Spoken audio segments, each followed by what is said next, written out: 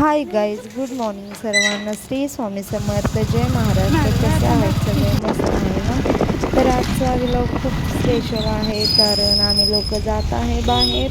म्हणजे तुम्हाला पुढे गेल्यावर समजेल की आम्ही कुठे चाललेलो आहेत. आणि जाता जाता हे बघा, हे असं काही मी शूट केलं होतं, कारण जाताना इतकी सारी गर्दी होती ना, आणि ऊन इतकं सारं लागत होतं की बोलायचं काही काम नाही. आणि जाता जाता थोडंसं मी असं इथे केलं आणि आमच्या इथं आलेत पहा. तर आम्ही आलेलो आहेत श्री स्वामी समर्थांच्या मंदिरामध्ये फर्स्ट गेट होतं, तिथून एंट्री केली आम्ही. तर तिथे असं छोटंसं गार्डन होतं मुलांसाठी, आणि मंदिरात आम्ही आलो, त्याचा आशीर्वाद वगैरे घेतला. आणि इतके सुंदर असे स्वामींचे फोटो होते की बघतच बसावं असं वाटलेलं, आणि मन एकदम असं तृप्त झाले, आणि कुठंतरी असं वेगळंच फील होत होतं. आणि खरंच असं माझे डोळे तर पाणावलं, काय माहिती का तसं होत होतं, पण खरंच वेगळं वाटत होतं. वेगळं म्हणजे असं काही वेगळं नाही, पण स्वामींच्या मंदिरात गेल्यावर खूप प्रसन्न वाटत होतं मला.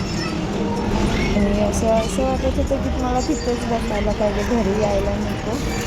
आणि मी सर्व फोटो पाहिले, खूप छान असं वाटलं. एकदम मन तृप्त झालं होतं आत मंदिरामध्ये गेल्यावर. आणि ते आम्ही मंदिरात गेलो तेव्हा प्रसाद चालू होता, आम्ही दर्शन वगैरे छान घेतलं. आणि प्रसाद घ्यायला गेलो तर मी बोलले की साक्षींना इथेच प्लेट आहेत, त्या नका घ्या. तर त्या लोकांनी तिथेच ठेवलं होतं, प्लेटा तिथूनच घ्यायचं होतं.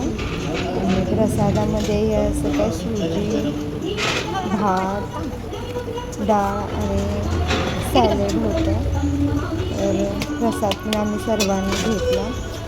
आणि प्रसाद इतका म्हणजे असं काय होत होतं मला कळलं नाही, कारण मला खूप छान वाटत होतं तिथं, असं जसं की माहेरात गेले असं, म्हणजे वेगळंच फील होत होतं. आणि खूप छान वाटलं मला.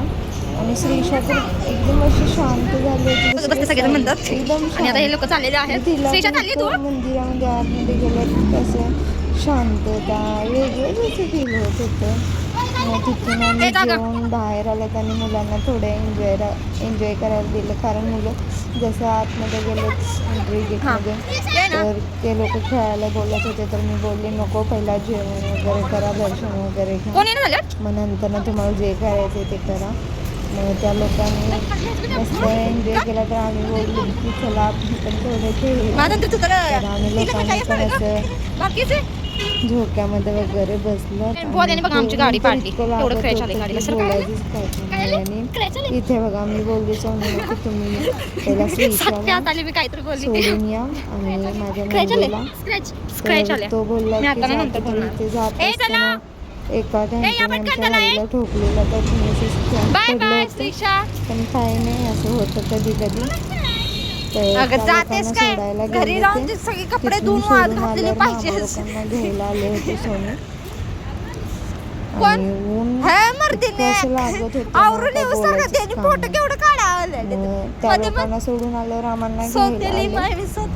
तोपर्यंत आम्ही तिथेच बसलेलो. मी श्रीला बोलली की आणखी एकदा जा, आशीर्वाद घेऊन ये. तर श्री वापस गेला होता, काय बोलला काहीच माहीत नाही. सोनू त्यांना सोडून वापस आम्हाला घ्यायला आले होते. तर आम्ही पण निघालो. निघताना पण इतकं ऊन लागत होतं ना, काय बोलायचंच काम नाही. पण मंदिरामध्ये इतकं असं प्रसन्न वाटत होतं की तिथून यायलाच नको वाटत होतं. पण यायचंच होतं ना घरी. मग आम्ही आलोत घरी आल्यावर श्रीषा माझ्यावर किती रागवली होती बघा. माझ्याकडे पाहिलं पण नाही तिने, कारण मी तिला पुढे जा बोलली ना, तिला माझ्यासोबत यायचं होतं. तर नाही बोलली तिने.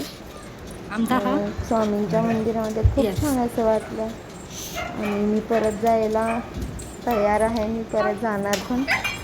तर असं काही ब्लॉग होता आजचा स्पेशल. तर तुम्ही चॅनलला सबस्क्राईब करा, लाईक, शेअर, कमेंट नक्की करा. तर भेटूया आपण नेक्स्ट ब्लॉगमध्ये. Bye bye. श्री स्वामी समर्थ. जय महाराष्ट्र.